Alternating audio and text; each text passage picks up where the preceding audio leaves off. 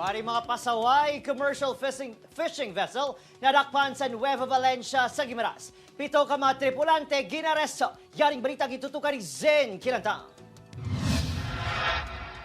Alas 12 Lunes ang kaagahon sang madakpan sang Nueva Valencia Bantay Dagat kag Guimaras Provincial Mobile Force ang isa ka commercial fishing vessel nga illegal nga nagapangisda sa kadagatan sang Nueva Valencia. Gilayon nga ginaresto ang 7 ka mga tripulante kaging kumpiskar ang pulo ka banyera sang isda, fishing boat kag iban pa nga fishing paraphernalia. So, ma'am, nagakandak may routinary patrol ng Juan, Bantay Dagat.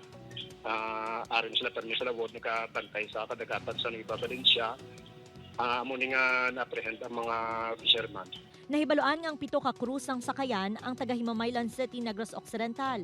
Suno sa kapulisan, kalabanan sa pangayaw ang hindi rehistrado nga mga manugpangisda, kag mismo ang ginagamit nga sakayan wala man sang dokumento. Ginhilway na ang mga manugpangisda matapos ma-expire ang ila detention period. Pasakaan naman ang mga inisang kaso sa paglapas sa Municipal Fishery Ordinance sang Banwa. Upoy Kiramal Porquia, Zen Kilantang, One Western Visayas.